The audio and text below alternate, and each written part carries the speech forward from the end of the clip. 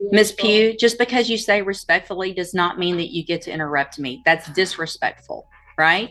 Hang on. Listen to me. Everything you have there is overruled. And here's one of the reasons why is because you have a lawyer and your lawyer will file the appropriate. Internet, buckle up because today we're looking at two separate sovereign citizen cases, and both of them prove just how fast courtroom fantasy collapses when it meets real procedure. In the first case, a defendant refuses to acknowledge her own name, instead claiming she's the principal, the beneficiary, and even the card holder of her own supposed estate. Judge threatens immediate custody. Every simple question turns into a pseudo-legal spell. Her public defender raises concerns about competency, and she fires back with a so-called cease and assist notice like that means something in a criminal courtroom.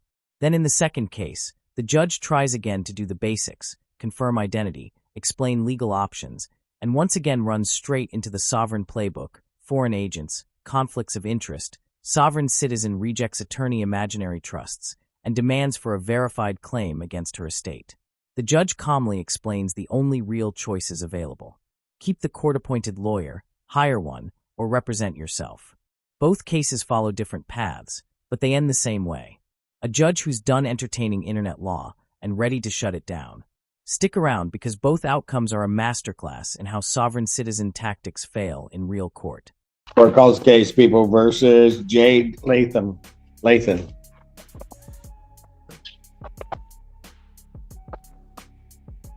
Difficulties on behalf of the people. Water Assistant Public Defender on behalf of Ms. Lathan. Ma'am, would you state your name for the record, please?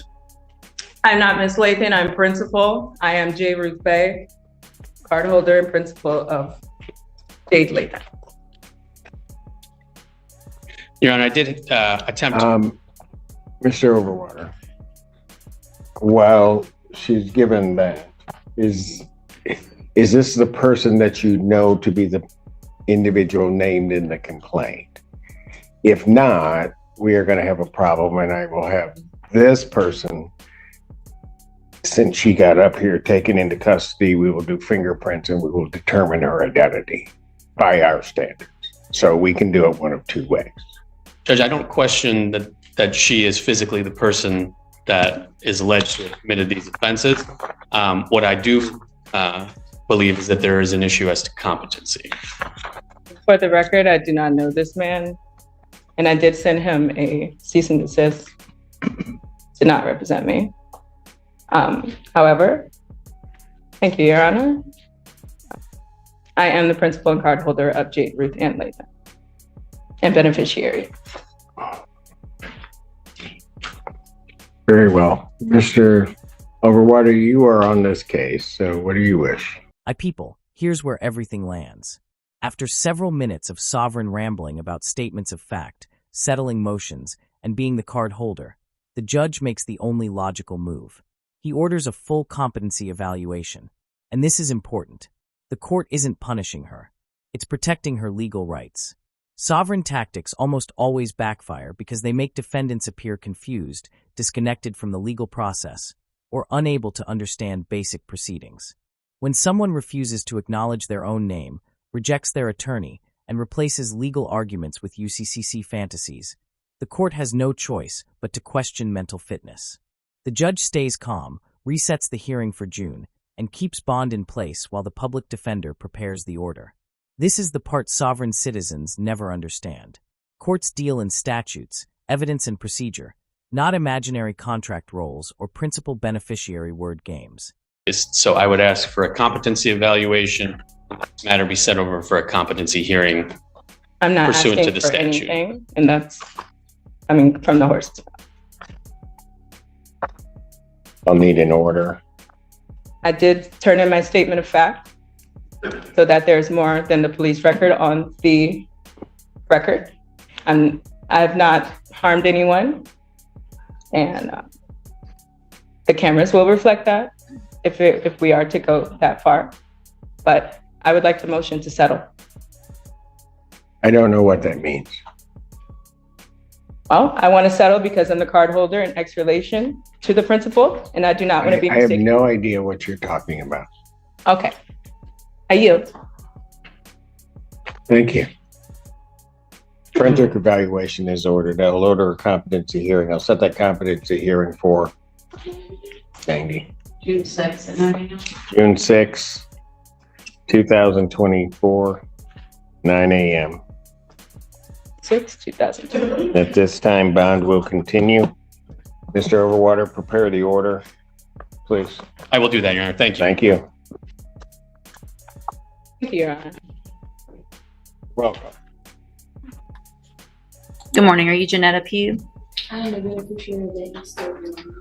You're the what? I am the beneficiary of that estate. You're the beneficiary of what estate? Answer my questions, please, ma'am. I'm just trying to understand. Beneficiary of that estate. Okay. What's the announcement? Judge, it's my understanding that Ms. Pugh and her family has retained an attorney on this matter. You may, I don't know if you remember, Judge, this is when I was originally appointed on, and we were on the trial docket. She hired a new attorney at that point. Mr. Norwood, who was on the case for a while, and then withdrew. And once recently, when the case came back to me, I visited her and was told that they did retain another attorney. I was given the name of Christopher Wiley this morning, but I have not heard from him. And my understanding is that at this point still hasn't filed anything with the court. Okay. But I've been told that that's who's supposed to be taking over the case. Okay. For the record, I recognize Ms. Pugh. She's been here before. I do as well, for the record. And I looked into Mr. Christopher Wiley. I can't find that person as a practicing lawyer in the state bar page, and I have not been contacted by anybody on Ms. Pugh's behalf. All right. So, Ms. Pugh, Mr. Lewis has been appointed to represent you at this point. Obviously, you know as well as anyone that you're in custody and we want to get your case taken care of. If you've hired or your family has hired another lawyer, then they have to contact the court so that we can do something with your case. And do you know if they've hired someone? Respectfully, Your Honor, I do not agree with your appointed foreign agents, considering that the first duty is to the state and will be considered conflict of interest. Okay, so if you don't want, the only thing I can do, I'm appointing an attorney to you to help you, right? So if you don't want a court-appointed attorney, then your only option, two things. One is to represent yourself or to hire a lawyer. So if you don't like the way it works, then you do something different. So are you, listen to what I'm saying. Are you either going to represent yourself, or are you going to let Mr. Lewis represent you, or are you going to hire someone? Objection, Your Honor. Respectfully, is this a court of record? It is a court of record. So your objection's overruled. Okay. Respectfully, Your Honor, where is the verified claim that is being placed against my trust? It's right here. It's called an indictment. And Mr. Lewis has a copy of it, and he can show it to you. So that would be the verified claim against you. Okay. Your Honor, respectfully, Your Honor, there were writs that was filed to the case that still haven't been received. I've received your petition for writ of habeas corpus, and it's denied. Okay. Respectfully, Your Honor, I demand to be released due to lack of evidence of stated claim and not being given the proper opportunity to obtain proper counsel to effective defense. It's overruled. Okay.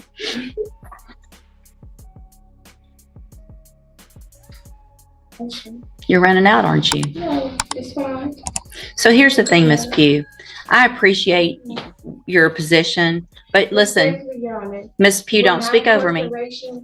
Respectfully, Your Honor, with my incarceration. Ms. Pugh, just because you say respectfully does not mean that you get to interrupt me. That's disrespectful, right? Hang on. Listen to me.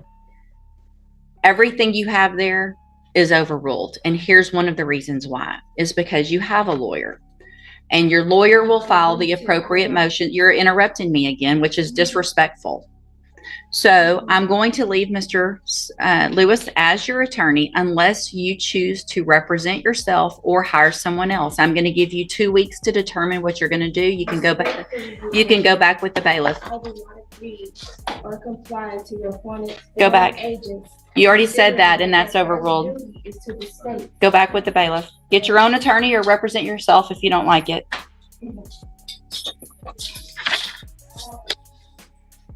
People looking at both of these cases together. The pattern couldn't be clearer.